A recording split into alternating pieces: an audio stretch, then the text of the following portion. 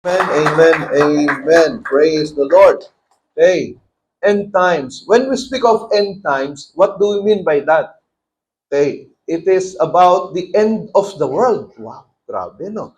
So according to Matthew 24, in Tagalog, pakibasa nga ng mga marunong magbasa at malinaw ang mata. Okay, 1, 2, 3, go. Habang si Jesus ay nakaupo sa bundok ng mga olibo, palihim siyang tinanong ng kaniyang mga alagad. Kailan po ba mangyayari ang mga sinabi ninyo? Ano po ang magiging palatandaan ng inyong muling pagparito at ng katapusan ng mundo? Sumagot si Jesus, mag-ingat kayo upang hindi kayo mailigaw ni numan. Maraming paparito sa pangalan ko at magpapanggap na sila ang Kristo at marami silang maililigaw. Makakarinig kayo ng mga labanan at makakabalita ng mga digmaan sa iba't ibang dako, ngunit huwag kayong mababahala dahil talagang mangyayari ang mga iyon, bagamat hindi pa iyon ang katapusan ng mundo. Maglalaban-laban ang mga bansa at gayon din ang mga kaharian. Magkakaroon ng taggutom at lilindol sa maraming lugar. Ang lahat ng mga ito ay pasimula pa lamang ng mga paghihirap na tulad sa isang babaeng nanganganak. Naunuhaan po ninyo. Medyo nakakatakot, di ba? Pastor, di lang medyo, talaga nakakatakot. So, ang tanong dito, Matthew 24 was written more than 2,000 years ago. And yet, look at this. Look at the signs of the second coming of Jesus Christ. Because the apostles asked him, Lord, when will be your second coming? Or when will be the end of the world? Kailan ba matatapos yung mundo? Ang sabi ni Jesus, okay, be careful so that no one will lead you astray, walang hindi kayo maliligaw. Dahil sabi dito ng Panginoon, there will be false Christs. Ibig sabihin, there will be false religions. Maraming mga magpapanggap na ako ang Kristo, pero hindi totoo. Okay? Alam naman natin yan, sa Pilipinas, merong nag-self-proclaim na siya raw ang Son of God. Okay? At hawak niya yung remote control sa mga pangyayari dito sa mundo. So, I will not drop names, kasi baka mamaya magkamali pa ako ng sasabihin pangalan. Pero you know who I mean. Now, maraming ganyan. Sabi dito, makakarinig kayo ng mga labanan, mga gera, wars and rumors of wars na nangyayari sa iba't ibang lugar. And sabi dito, there will be famine, there will be earthquakes. Okay? But then that is just the start of the end. Start of the end. So tingnan po ninyo. Okay? Now, I search in Google kung ano ba nangyari sa Russia saka sa Ukraine. Ito po yung latest. Ang sabi dito, outnumbered and outgunned, with Russian forces firmly planted in Ukraine and 500,000 people dead and wounded. One Ukrainian journalist takes stock of all she's seen 2 years after Russia invaded. So, when and how will this war end? And what happens if Ukraine loses? Grabe, 500,000 na ang namatay sa Ukraine. Ano pa? And then, I also updated myself regarding Palestine and Israel. Look at this, the statistics. Israel's war on Gaza kasi ina-invade na ng Israel ang Palestine. So ano nangyari dito? 360,000 plus homes destroyed or damaged in Palestine. 392 educational facilities damaged, 267 places of worship damaged, 11 of 35 hospitals partially functional, 123 ambulances damaged, 11 bakeries destroyed. And according to the news, there is yung bang sabihin natin, famine and shortage of food, starvation that is happening now in Gaza, in Palestine. Ang sabi ng mga in-interview, we are eating birds' feed. Alam niyo ba yung sabihin, ang kinakain na namin pagkain ng ibon. So, nagkakagutom, nagkakamatayan dito sa Gaza. Kasi nga, kinokontrol, hindi pinapapasok ng Israel yung mga pagkain papunta doon. And not only that, binobomba na rin according to the news, pati yung mga ospital, binobomba na rin ng Israel. Bakit? Ang sabi naman ng mga Israelites, kasi yung mga Hamas, yung mga terrorists, nagtatago doon sa mga ospital at sa mga doon sa mga mosques. And yung nagpapalipad sila ng mga rocket papuntang Israel doon sa rooftop ng mga ospital. Ginagawa ng mga terrorist na human shield yung mga civilian. So walang magagawa ang Israel kung hindi to retaliate. So we don't know how accurate is that. Pero i-google po ninyo, naawa ako sa nangyayari. Hindi natin alam that it could trigger World War III. Kasi pag pumasok ang Iran, saka ang Turkey, ang China, kumampi sa, halimbawa, dito sa Gaza, or kumampi sila sa Ukraine naman, sa gera sa Ukraine and Russia, nako, World War III yan. So, hindi natin alam kung anong mangyari within 1, 2, or 3 years. Kasi yung World War I, saka World War II, away lang ng ilang bansa yan eh. And then, nagdamay-damay na eh. Nagkampi-kampi na eh. Nagkaroon ng World War I and World War II. So, and then, severe natural calamities in 2023. Look at this, The most destructive event of the year was a twin earthquake with magnitudes of 7.8 and 7.5 that struck southern Turkey near the Syrian border on February 6. An estimated 14 million people, representing 16% of Turkey's population, were affected. Confirmed deaths totaled 50,783 in Turkey and 8,476 in Syria. On September 8, a magnitude of 6.8 earthquake struck western Morocco, killing at least 2,900 people and wounding 5,500. A magnitude 6.3 earthquake rocked western Afghanistan on October 7. It was followed by another magnitude 6.3 earthquake 4 days later and a magnitude 6.4 earthquake on October 15, killing almost 3,000. Scientists say these kinds of extreme weather events will become more common and more severe as the earth warms. So, ibig sabihin, ito po, 2023 ito. So, look at Matthew 24, yung binasa natin. All of those things are happening right before our eyes. Alam nyo ba kung ano na lang yung sign na hindi nakikita? It is the appearance of the Antichrist. Yun na lang. Wala na tayong ibang hinihintay. The appearance of the Antichrist is the last sign of the second coming before or even after the second coming of Christ. So, hindi natin sigurado, pero yun na lang ang sign na hindi pa nangyayari. The appearance of the Antichrist. So, nakakatakot? Yes. So, ang tanong, how does the grace of God help us live in the end times? Based on what we read from Titus chapter 2, 11 to 15. How should now we live? Or how now should we live in the events of these end time occurrences? How does the grace of God help us? Now, una, the grace of God redeems. Based on this Titus 3:3, the word redeem means to set free by paying a price. Redeem. Sa Tagalog ng redeem, tinubos. So, ibig sabihin, the grace of God will redeem us. The grace of God, tutubusin tayo ng grace of God. Why? Because we are all slaves of sin. Lahat tayo, alipin tayo ng kasalanan based on chapter 3, verse 3 of Titus. And we could not set ourselves free. Hindi natin kayang palayain ang sarili natin sa pagkakaalipin sa kasalanan. But we need the Lord Jesus Christ who gave Himself as a ransom bilang kabayaran sa ating mga kasalanan. And by His death, He paid for our sins so that God in His grace could forgive and free those who believe in Christ.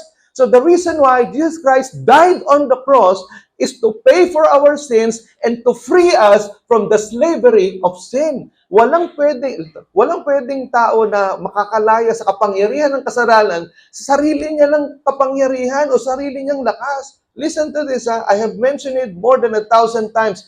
No one can change his life on his own. Only God can change somebody's heart. Only God can change somebody's life. Naunawaan po natin. So, because we are so enslaved by sin, pinaglihi tayo sa kasalanan, alipin tayo ng kasalanan, and Jesus had to die on the cross in order to pay for our sins and free us from sin slavery. Now, ang sabi dito sa Tagalog, Tito 3:3-5, basahin natin. Yung malilinaw mata. Ready, go. Ito ay sapagkat sa nakaraang panahon, tayo rin naman ay mga mangmang, mga masuwayin at mga iniligaw. Naging alipin tayo sa iba't ibang masasamang pita at kalayawan. Namuhay tayo sa masamang hangarin at inggitan, kinapuotan tayo ng mga tao at napuot tayo sa isa't isa. Ngunit nahayag ang kabutihan ng Diyos na ating tagapagligtas at ang kanyang pag-ibig sa mga tao. Nang mahayag ito, iniligtas niya tayo hindi sa pamamagitan ng mga gawa ng katwiran ng ating ginawa, kundi ayon sa kanyang kahabagan. Ito ay sa pamamagitan ng muling kapanganakan na naghuhugas sa atin at sa pamamagitan ng banal na Espiritu na bumabago sa atin. So, ano ibig sabihin nito? Yung ating kaligtasan mula sa kapangyarihan ng kasalanan at mula sa impyerno ay dahil sa kahabagan ng Diyos. Hindi dahil sa mababait tayo. Hindi dahil sa may ginawa tayo. Kung hindi, it is because of the grace of God. And look at this. Tayo'y nababago sa pamamagitan ng banal na Espiritu. Naunawaan po natin. That's why the grace of God redeems. Okay. Pangalawa, the grace of God reforms. Ang sabi doon sa verse 12, it teaches us to say no to ungodliness and worldly passions, and to live self-controlled, upright, and godly lives in this present age. So ano yung word na it dito, yung it? It teaches us. What does the word it represent? Okay, tama po yung hula nyo. The grace of God. The grace of God, yung biyaya ng Diyos, it teaches us to say no to ungodliness and worldly passions. The grace of God teaches us to live self-controlled, upright, and godly lives in this present age.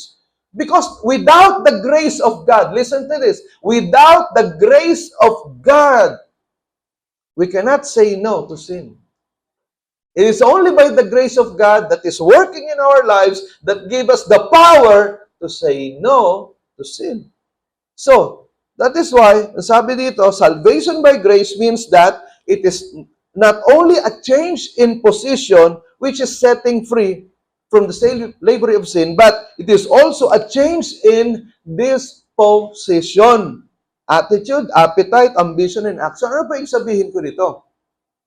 Yung grace of God, yung biyaya ng Diyos na kumikilos sa atin, na nagligtas sa atin mula sa kapangyarihan ng kasalanan, hindi lang ito binabago yung posisyon natin na, malaya na kayo. O sige, lumabas na kayo sa selda ng kasalanan o sa selda ng pagkakaalipin ng kapangyarihan ng demonyo. Lumaya na kayo. Hindi lang ito pagpapalit ng posisyon. Na parang ito yung kulungan tapos lalabas ka. Hindi. Ang ibig sabihin nito, it will also change our disposition. Ano ba yung disposition? Ito yung attitude, our desires, appetites, our desires, ambition, and action. Ibig sabihin, the grace of God reforms. Ang biyaya ng Diyos, nagbabago ng buhay. Naunawaan po natin. Hindi pwedeng anak ka ng Diyos. Sinasabi mo, anak ka ng Diyos, iligtas ako ng Panginoon. I am saved by grace through faith. My name is written in the book of life in heaven. And yet, you live as if you are a child of the devil. Naunahan po natin, paano ka mag-isip? Yung pag-iisip mo, malaswa. Ano ba ang mga hobbies mo? Pornography. Ano pa? Sexual immorality. Pakikipag-sex sa hindi mo asawa. Ano pa? Paglalasing. Pagmumura. Galit, sama ng loob. Okay? Pagsagot sa magulang, paglapastangan sa magulang. And then you tell me that you are a child of God? Hindi pwede yun. Why? Because the grace of God reforms. Naunuhan natin mga kapatid.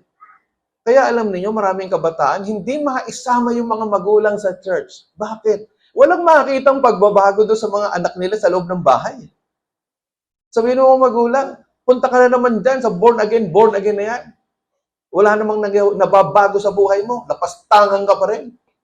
Paano ka naman sasama yung mga magulang?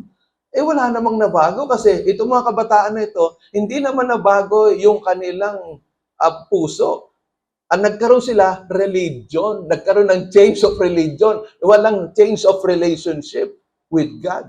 So, tandaan natin, kapag tayo ng church, pero hindi nababago yung buhay natin, ang nabago lang sa atin, religion. But the Christianity, listen to this, Christianity is not religion. It is about relationship with God. Naunawaan po natin because if you will have a genuine, pure relationship with the Lord Jesus Christ, if you are in relationship, no? In a relationship with the Lord Jesus Christ, may mababago sa iyo. Bakit? 2 Corinthians chapter 5 verse 17 says, therefore, if any man is in Christ, he is a new creation, the old is gone, the new has come. Ang sino man nakipag-isa kay Kristo ay bago ng nilalang. Lumipas na yung mga pangit, yung mga dating pagkatao niya. Heto, siya ay naging bago. So kapag ka ikaw, anak ka ng Diyos, may pagbabago sa pag-iisip, may pagbabago sa pananalita.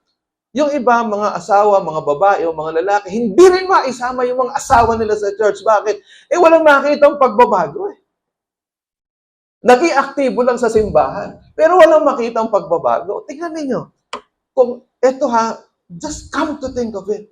Kung yung asawa mo, nakita na ikaw dati kang kumpare ni Satanas, nabago.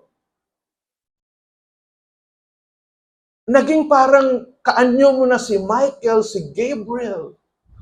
Hindi ba yung asawa mo matutuwa sa'yo?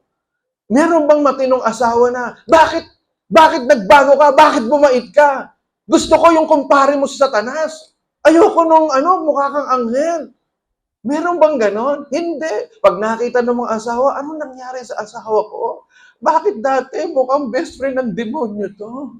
Pero bakit ngayon ang laki ng pagbabago? Anong nakain ng asawa ko? Ano bang pinupuntahan nito? Makasama nga. Hindi ba? O yung mga magulang, anong nakain ng anak ko? Dati lapastangan to eh. Dati barumbado to eh. Minumura ako nito eh. Dati tamad to eh. Pinaguhugas ko ng pinggan. Puro laging paniki daw siya. Ba't ako? Ba't ako? Ba't ako?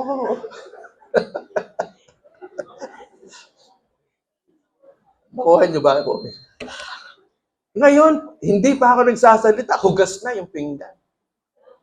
Di ba? Ang sarap sa pakiramdam ng mga magulang. Hindi pa ako nagsasalita, ang kintab na nung sahig. Aba, grabe, lupit, no? Kahit hindi ako magbigay ng allowance, Nay, may pera pa ako, Nay. Oh, grabe, lupit. May sideline ako. Nakakuha ako sa bulsa ni tatay. Pero di ba, pagka nakita yung pagbabago imposibleng hindi sumama sa'yo yung nanay at tatay mo. Naunawaan natin, mga kapatid. Do you get me? Yung mga best friend nyo sa school, o kayo, yung mga kaklase ninyo, hindi ba kapag nakitang dati kang hari ng cheating, nakitang aral ka, nagtatap ka sa exam, magugulat yung mga kaklase mo eh. Ano nagbago? Bakit nangyari sa'yo yan? Isama mo nga kami dyan. Dati ikaw yung bully, nambubuli eh. Ikaw na ngayon ang binubuli. Kasi bumait ka eh.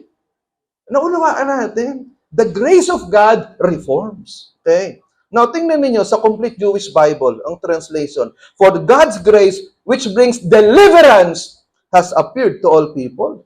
It teaches us to renounce godlessness and worldly pleasures and to live self-controlled, upright, and godly lives now in this age. So, ibig sabihin, yung biyaya ng Diyos, it brings deliverance. Ano ibig sabihin ng deliverance? Hindi yung delivery ng Lazada at Shopee, ha? Kundi, deliverance, you are delivered from something bad and then you are delivered from something bad into good. You are delivered from danger, na iligtas ka, delivered ka. Ibig sabihin, delivered ka sa kasalanan, na pinalaya ka sa kasalanan, nagkaroon ng deliverance. Naunawaan natin, mga kapatid. So that is why the grace of God reforms. Tinuturuan tayo nito to say no, to renounce godlessness, worldly pleasures, and to live self-controlled, upright, and godly lives now in this age. Naunawaan natin, mga kapatid. So, tingnan natin unang Korinto 6:9-11. Favorite ito ng mga karamihan. Basahin natin. Yung malilinaw ang mata. 1, 2, 3, go! Hindi ba ninyo alam na ang mga makasalanan ay walang bahagi sa kaharian ng Diyos? Huwag niyong dayain ang inyong sarili. Ang mga nakikiapid, sumasamba sa Diyos-Diyosan, nangangalunya, nakikipagtalik sa kapwa lalaki o kapwa babae, magnanakaw, sakim, naglalasing, nanlalait ng kapwa, o nandaraya ay walang bahagi sa kaharian ng Diyos. Ganyan ang ilan sa inyo noon. Subalit, nilinis na kayo sa inyong mga kasalanan at ginawa na kayong banal ng Diyos. Pinawalang sala na kayo sa pangalan ng Panginoong Jesucristo at sa pamamagitan ng Espiritu ng ating Diyos. So, ano ibig sabihin nito? Ang sabi ni Apostol Pablo, huwag niyong lokohin yung sarili niyo. Huwag niyong dayain yung sarili niyo. Akala niyo, pa-attend kayo ng church, babasa-basa kayo ng Bible, pero walang pagbabago sa buhay ninyo. Ang sabi ni Apostol Pablo, wala kayong bahagi sa kaharian ng Diyos. Nagbabasa kayo ng Bible, lumalakad kayo ng palahod, nagno-nobena kayo, nagro-rosaryo kayo, o kaya kumakanta-kanta kayo dito sa praise and worship. Okay? Minomodernize ko lang ha. Pero sabi dito ni Apostol Pablo, yung mga nakikiapid, no? Sumasamba sa Diyos-Diyosan, nangangalon niya, nakikipagtalik sa kapwa lalaki o kapwa babae, mga nagnanakaw, sakim, naglalasing, nanlalait ng kapwa, nandaraya. Wala kayong bahagi sa kaharian ng Diyos. Ang kausap na ito ni Pablo, yung mga taga-Korinto, kasi yung mga taga-Korinto, ito yung center ng sexual immorality nung panahon na yon. Ito yung center of idolatry nung panahon na yon. Kaya sabi ni Apostol Pablo doon sa mga taga-Korinto na mga Christians, sa mga believers ni Christ, abay, huwag niyo nakuhin yung sarili niyo. If you are living a double life, you will not go to heaven. Ang babait niyo kapag nasa loob kayo ng simbahan. Pero pag nasa loob sa bas ng simbahan, mga anak kayo ng demonyo. Yun ang sabi ni Apostol Pablo, huwag niyo lokohin yung sarili niyo. Pero ang sabi ni Apostol Pablo, doon naman sa mga mabait, sabi niya dito, ganyan ang ilan sa inyo noon. Oh, diba? Ang ganda ng bawi. Kumambyo si Apostol Pablo eh. Yung ganyan ang ilan sa inyo noon. Bakit? Nilinis na kayo eh. Pinawalang sala na kayo eh.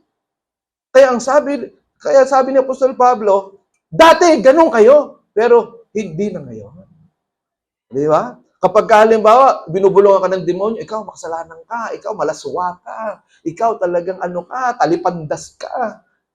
Ikaw talagang halangan kaluluwa mo, ikaw ang bituka mo, bali-baligtad. Ang sabihin mo, totoo yun! O, di ba? Totoo yun. Demonyo ka, totoo yun.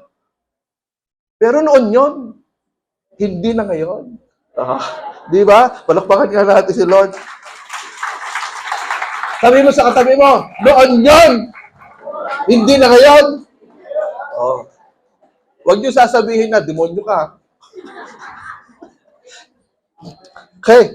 Pangatlo, the grace of God rewards. Ito maganda. Ang sabi doon sa verse 13, while we wait for the blessed hope, the glorious appearing of our great God and Savior, Jesus Christ. Okay, ang linaw, no? Great God and Savior, Jesus Christ. Ulitin ko, ha? Great God and Savior, Jesus Christ. Kahit sinong English teacher ang tanungin ninyo, yung great God and Savior dito, referring to Jesus Christ. Okay? So, it means that Jesus Christ is not only our Savior, He is also our God. Okay? Now, ang sabi, yung word na while we wait. Ano ba sa Tagalog nung while we wait? Tagalog. Mga galing sa math. Habang tayo ay naghihintay. Habang tayo naghihintay, sabi ito, means that we are supposed to be living upright and holy lives as we await for the first part of the second coming, which is the rapture. Ang sabi yung blessed hope kasi dito, it is the second coming of Jesus Christ, but it's just the first part, which is the rapture. It is our greatest motivation to be obedient to the commands of the Lord. So what is the blessed hope? According to gotquestions.org, ang sabi dito, basahin natin, this blessed hope becomes a transforming reality in this life, resulting in God being glorified through us. 1 Corinthians 10:31. The blessed hope brings us joy and cheers us through the trials of this world. It should also cause us to stop and evaluate our thinking, words, and actions. The blessed hope will motivate us to live in obedience and joy as we anticipate the rapture. Ano ba yung rapture? Wow, gandang term, ano? Ito, tandaan nyo to. But that is one of the most important terms in the Bible. Rapture, or in Christian doctrines. Rapture. Ano ba yung rapture? Although yung rapture, wala talagang gaanong malinaw na term na nasa Bible. So, ang rapture, ganito yan. Halimbawa, itong tabletop na ito, ng pulpito, this is the world. This is the world. And then, itong black book na ito yung mga unbelievers. Okay? Listen at, ito namang blue Bible na to, these are the believers. Pagdating ng rapture, ibig sabihin, when Jesus Christ appeared in the air, yung mga Christians, they will leave the earth and meet Jesus Christ in the air. Maiiwan dito sa mundo, ito, yung mga unbelievers. Pati mga backsliders. They will be left on earth. They will suffer the tribulation period. Ano yung tribulation period? Ito yung grabeng pagdurusa, paghihirap na mangyayari sa mundo. Yung nangyayari sa Ukraine, nangyayari sa Gaza. Yung mga paglindol na nangyayari, sabay-sabay mangyayari yan. There will be World War III na mangyayari sa mundo. Tribulation period. Great tribulation ang tawag diyan. So, yung mga believers kayo, limbawa, yung kayo, maiiwan kayo. Kunwari lang, maiiwan kayo. Bawal na ang magbasa ng Bible. Kasi pag nagbasa ka ng Bible, papatayin ka. Now, pwede ka lang makabili sa mga supermarket, pwede ka lang makabili sa palengke kung meron kang tatak na 666. Kung wala kang tatak na 666, you will be beheaded. Okay? So, kaya mahalaga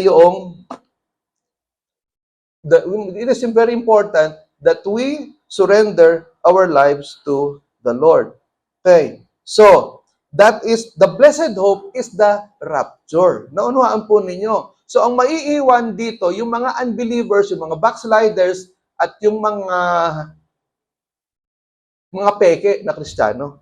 Okay. Now, anong dapat natin gawin? Ngayon, let us, in life application, let us be aware of the grace of God. Okay. Be aware of the grace of God. Ibig sabihin, itong biyaya ng Diyos, itong pinapangaral ko sa inyo, mga kapatid, na Ephesians chapter 2, verses 8 and 9, for it is by grace that we have been saved. It is not by our own works. It is the gift of God, not by work, so that no one can boast. Naunawaan po natin. And then, pangalawa, exercise self-control. Ibig sabihin ng exercise self-control, use the grace of God to resist sin and worldly temptations. Kasi kapag hindi mo in-exercise yung self-control, you will give into temptations. Pangatlo, walk uprightly. Ano sabihin ng walk uprightly?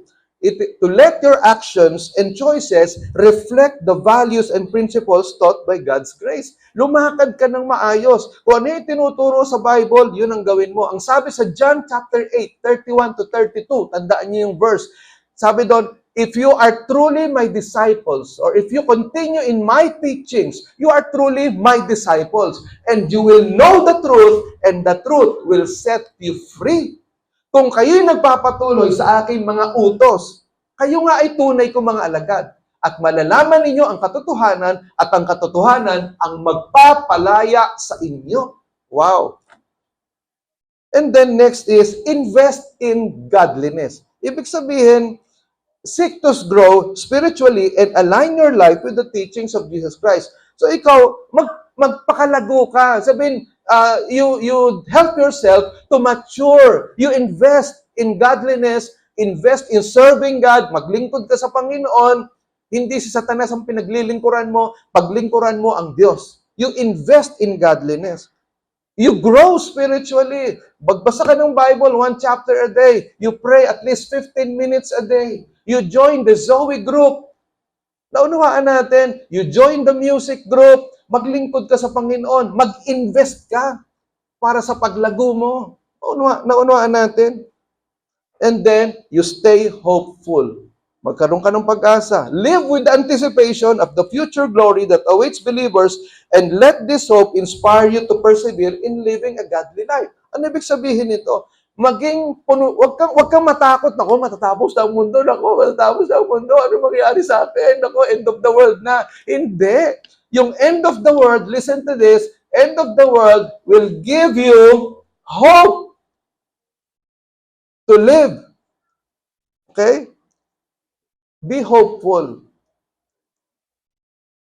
And lastly, letter E, embrace Jesus as your Lord, Savior, and God. Ibig sabihin, He is the only way to be assured of being included in the blessed hope, which is the rapture. There is no other way to go to heaven. There is no other way to be included in the rapture. But it is through the Lord Jesus Christ. Ang linaw, John 14 verse 6, I am the way, the truth, and the life. No one comes to the Father except by me. Ang linaw. Acts chapter 4 verse 12, there is no name given under heaven whereby men can be saved except in the name of Jesus Christ. Wala tayong ibang pangalan na tatawagan. Walang pwedeng ibang pangalan na pwedeng magligtas sa iyo na ibinigay sa silong ng langit maliban sa pangalan ni Jesucristo. Gawa 4, talatang 12. Huwag kang tatawag kung kani-kaninong pangalan kasi hindi ka pakikinggan ng Diyos. Naunawaan natin. So, look at this. Tingnan nyo. Look at the acronym. Be wise. Bakit be wise? It is because let us live wisely in order to be included in the rapture as we await for the blessed hope. Now, bakit wise? It is because, listen, are you listening? It is because in Matthew chapter 25, Matthew 25, meron tinatawag na the parable of the 10 virgins. Parable of the 10 virgins. Ano yung parable of the 10 virgins? Kwento ko na lang, huwag na nating basahin, pakinggan nyo na lang yung kwento ko. Yung parabola ng 10, anong virgin sa Tagalog? Birhen, muntik na. Parabola ng 10 birhen. Okay. Yung 5 ay wise, matalino. Yung 5 ay mga hangal. Let me use the term, bobo. 5 matalino, 5 bobo. Bakit? Itong 10 virgin na ito, may ikakasal na lalaki, babae. Now, itong 10 na ito, naghihintay sila sa pagdating ng ikakasal na lalaki. Ngayon, dahil sila yung mga bridesmaids, itong 10 na ito, based on the parable. Now, yung 5 na matatalino, meron silang daladalang sulo at meron silang extra oil. Kung sakali naman siyempre, maubos yung langis, may apoy pa rin. Now, itong mga unwise, itong mga bobo na mga birhen, meron lang silang langis doon sa sulo. So, pag naubos yon, edi siyempre walang apoy, walang liwanag. Siyempre, ang tagal, nakatulog silang 10. Ngayon, biglang tumunog yung pakakak, yung trompeta. Ang lakas. So, nagising sila pare-pareho. So, habang naglalakad na sila, habang pasalubong doon doon sa groom, naubusan ng langis yung 5 walang baon, yung mga bobo. Ang sabi nila, uy, bigyan nyo naman kami ng langis, bigyan ko yung langis. Ang sabi ng 5 matatalino, ay, hindi pwede kasi baka pag binigyan namin kayong langis, maubusan kami habang papunta kami doon. Hindi kami pwede magbigay sa inyo. Bumili kayo doon sa tindahan. Yun ang sabi, bumili kayo doon. Di bumili nga itong 5 ito. Hindi nila alam, nung pagbalik nila, nakapasok na yung 5 doon sa gate kung saan gagawin yung kasal.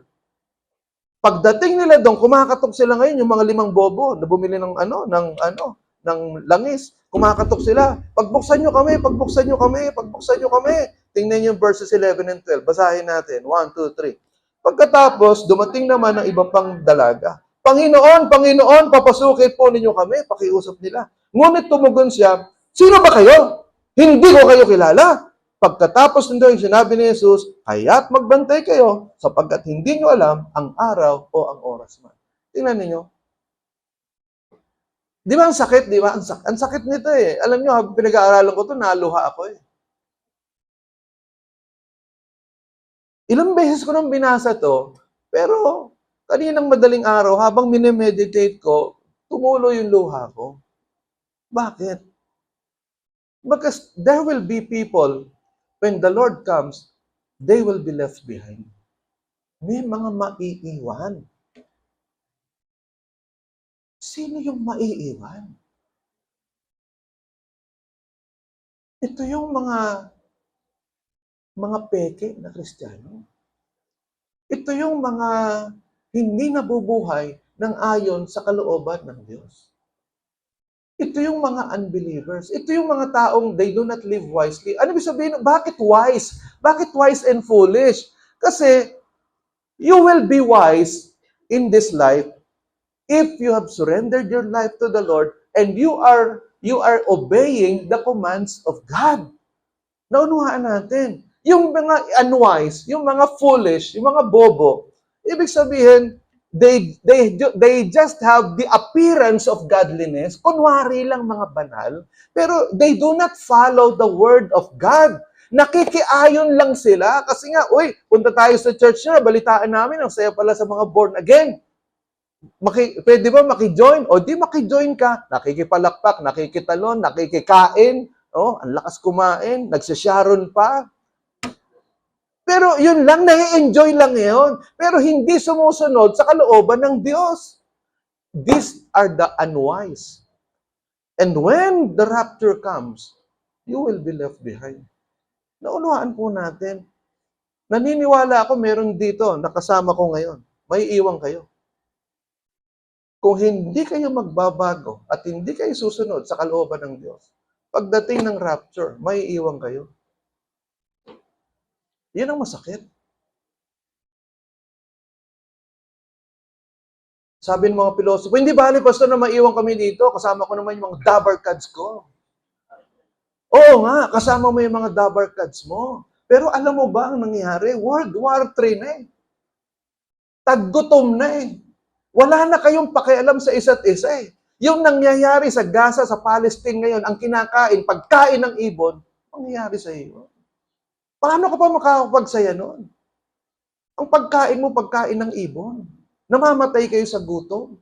Nakapila, tingnan nyo sa Gaza, nakapila lahat ng palanggana, lahat ng tabo, lahat ng balde. Nakapila ang haba. Hindi nila alam kung kailan darating ang pagkain.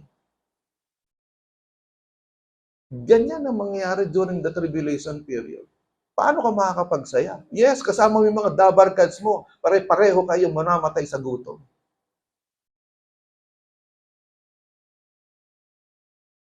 That's why you need to live wisely. Tingnan niyo sa Matthew 7:21-23. Sabi, basahin natin. Hindi kayo kilala. Hindi lahat ng tumatawag sa akin, Panginoon, Panginoon, ay papasok sa kaharian ng langit. Kundi ang mga taong sumusunod sa kalooban ng aking Ama na nasa langit. Sa araw ng paghuhukom, marami ang magsasabi sa akin, Panginoon, Panginoon, hindi po ba't sa inyong pangalan ay nangaral kami? Nagpalayas ng mga demonyo at gumawa ng mga himala. Ngunit sasabihin ko sa kanila, hindi ko kayo kilala. Lumayo kayo sa akin, kayong mga gumagawa ng kasamaan. Ito, another passage in the Bible na masakit eh. Noong una, hindi ko matanggap ito. Sabi ko, Lord, nagpapalayas ng demonyo, nangangaral, gumagawa ng himala, hindi mo kilala. Pero tingnan ninyo, ang susi dyan, yung nandun, yung highlighted, kundi ang mga taong sumusunod sa kalooban ng aking Ama na nasa langit. So, ibig sabihin, nangangaral ka nga ng salita ng Diyos, nagpapalayas ka ng demonyo, gumagawa ka ng himala, hindi ka naman sumusunod sa kalooban ng Diyos. Naunawaan natin, ang sabi sa huling panahon, hindi ko kayo kilala, lumayas kayo sa harap ko, sabi ng Panginoon. Ano ibig sabihin nito? Grace, salvation is by grace through faith. Ibig sabihin, tayo iniligtas sa biyaya ng Panginoon, nanampalataya tayo, pero yung biyaya na yan, ang nagtuturo din sa atin to say no to ungodliness. To reject ungodliness. Naunawaan natin. So we still have our part to do. You have to prove that you are saved by grace by living an obedient life. Naunawaan natin mga kapatid. Are you listening? Napaka-importante nitong pinag-aaralan natin. You cannot afford to take this message for granted. Because I believe this is one of the most important topics in the Bible. We are talking of end times. Hindi mo alam. Yung iba naniniwala na anytime pwede nang mag-rapture. Pero ako hindi ganun kabilis yung aking paniniwala. Maaring sabihin natin next year. Pero malapit na talaga. Paano kung mali ako? Paano kung tama pala yung naniniwala na any moment pwede na pala mag-rapture? Saan ka napupunta? May iwan ka rito. Naunawaan natin, are you listening? So that's why it's very important right now, you have to surrender your life to Jesus Christ and to tell God, Lord, I want to surrender to you. I want to serve you. I want to give my life to you. Gusto ko na pong magbago. Pagod na po ako sa pagkukunwari. Pagod na po ako sa pagiging peking Kristiyano. Listen to this. Yung iba nahihirapang sumunod sa Diyos. Tandaan yung sabi ko. Bakit ka nahihirapang sumunod sa Diyos? It is because you do not love God. Because if you love God, listen to this, are you listening? If you love God more than anything else, more than your life, you will find it easy to obey God. Hindi ba? Kapag mahal mo yung asawa o mahal mo yung girlfriend mo, kahit napakalayo niyan, pupuntahan mo sa bahay yan. Kahit naman, tulad ka sa Valenzuela, yung girlfriend mo, taga Laguna. Ginagawa mong parang SM Valenzuela, yung Laguna at Valenzuela. Hindi ba? Pero kung hindi mo mahal yon, grabe. Kahit na 1 kilometro, pakiramdam mo, 10 milya yung nilalakad mo. Pero kung mahal mo, nagagawa mo, hindi ba? Yung iba nga, halos pumatay dahil alang-alang sa pagmamahal. Hindi ba? Are you listening? So, ibig sabihin, kung talagang mahal mo ang Diyos, hindi mo pwedeng ang hirap namang sumunod kay Lord. Ang hirap namang sumunod. It is because you do not love God. You do not have the love of God in your heart. Because if you have the love of God in your heart, you will find it easy to obey the commands of God. You will find it easy to sacrifice all these worldly pleasures because you love God.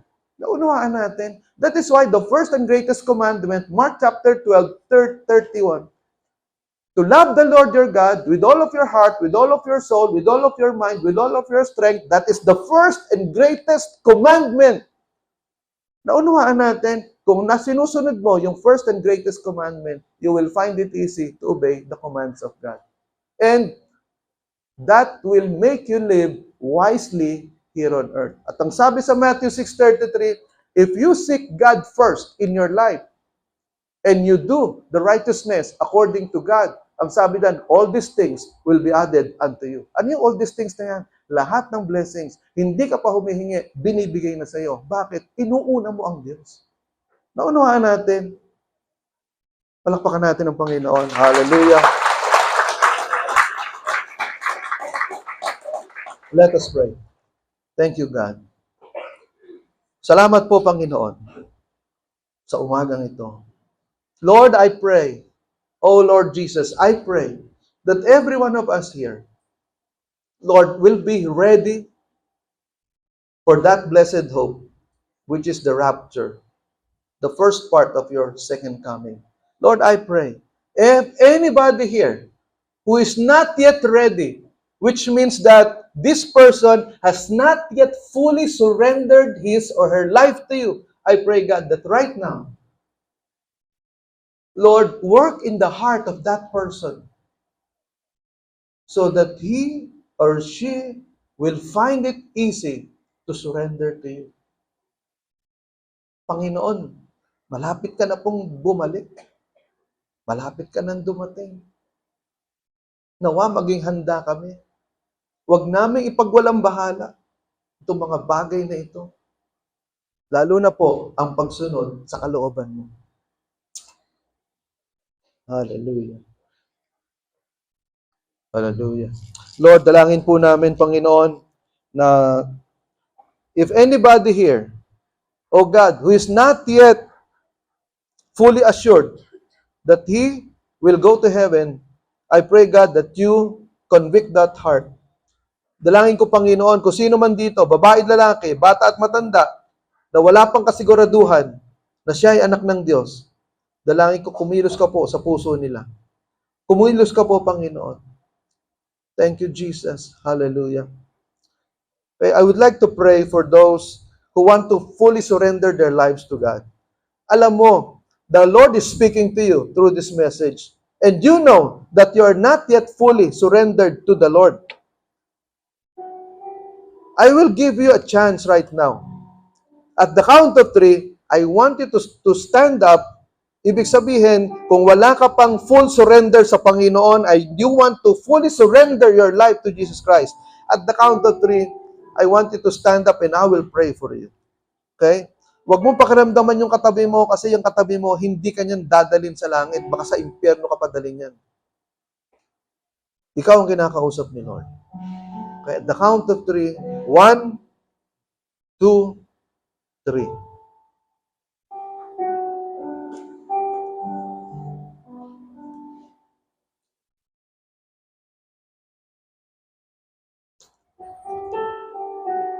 Thank you, God. Just close your eyes and pray for the person seated beside you or pray for the person standing beside you. Panginoon, ito pong mga taong ito na nakatayo sa iyo. They know why they are standing right now. They know in their hearts that they have not yet fully surrendered their lives to you. Kung hindi kayo sigurado, please sit down. Kung hindi ka seryoso sa pagtayo, please sit down. Nobody is forcing you to stand up.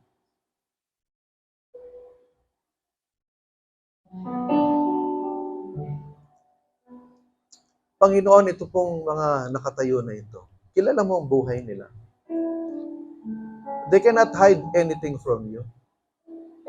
You know them from the inside out. I pray, God, that you will speak to them, convict their hearts, work in their mind, work in their hearts, work in their souls. Oh, Father, I pray. Oh, God, as they stand up right now, they desire to fully surrender their lives to you. Oh, Panginoon, yakapin mo po itong mga lalaki at babae na ito na nakatayo sa iyong harapan. Embrace them with your love. Embrace them with your grace. Panginoon, yakapin po ninyo. They have this desire to fully surrender to you. Lord, I pray that you work on that desire. Empower that desire so that they will fully embrace you as their Lord, God, and Savior. Baguhin mo po ang mga isip, baguhin niyo po ang puso nitong mga taong ito, babae at lalaki na nakatayo sa inyong harap. Salamat po, Panginoon. I pray, God, that you will empower them. I pray that the Holy Spirit will embrace them now and fill them now. The Holy Spirit will change them, reform them. Thank you, God. Thank you, Lord, for the grace, O Lord, that redeems, that reforms, that rewards. Salamat po. Thank you, Jesus. I pray, Lord, that all these people standing up before you, their lives will be changed and they will never be the same again starting today. Thank you, God. Give them the heart to serve you, Lord. Protect them from the evil one. Give them the power to say no to ungodliness. Baguhin niyo po ang kanilang mga puso. Salamat po, Panginoon. O God, isulat po ninyo ang kanilang mga pangalan sa aklat ng buhay. Thank you, Father. O Lord Jesus. Thank you, Father. Thank you, Holy Spirit. This is our prayer in Jesus' name. Amen. Amen. Amen. Okay, thank you. Please be seated in the presence of the Lord. Amen.